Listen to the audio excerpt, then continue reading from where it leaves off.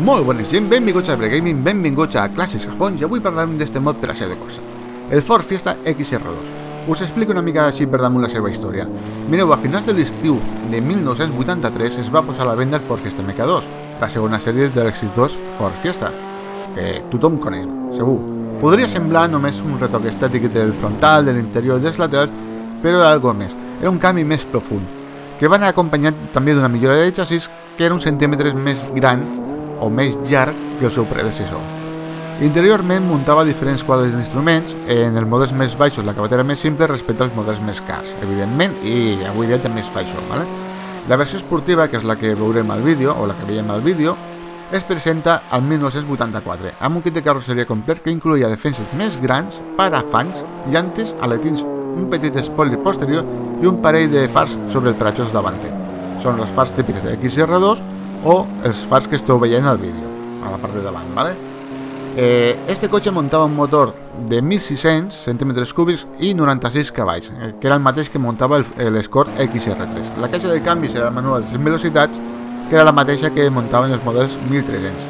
Este cotxe tenia un pes de 840 kg en 8 i tenia una acceleració de 0 a 100 en 10,4 segons. Tenia una punta declarada de 180 km per hora. Al 1986, Ford va revisar el motor, en concret els caps dels cilindres i el carburador per millorar les emissions dels gasos. Tot just va perdre un cavall de potència. Al 1989 es va deixar de produir este cotxe. Evidentment, va arribar a la seva hora de canviar. Ara parlem del mod.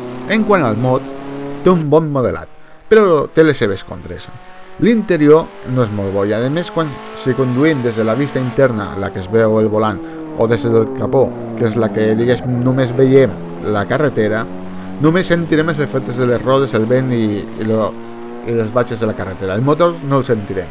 Si volem sentir el motor, tindríem que anar a les càmeres de televisió del joc, ja que conduir des d'aquestes càmeres és pràcticament impossible.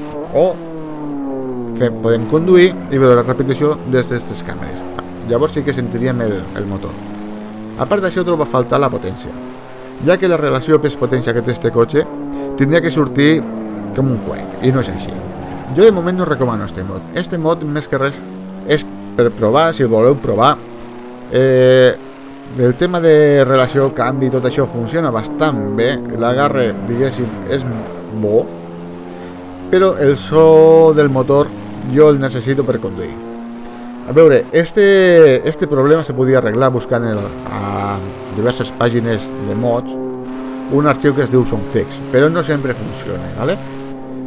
A part que jo m'estimo no tocar-lo perquè ja vaig tindre un petit problema tocant este tipus d'arxiu. Bé, per la meva part res més que afegir, espero us hagi agradat el vídeo i ens veiem al pròxim vídeo. Adeu!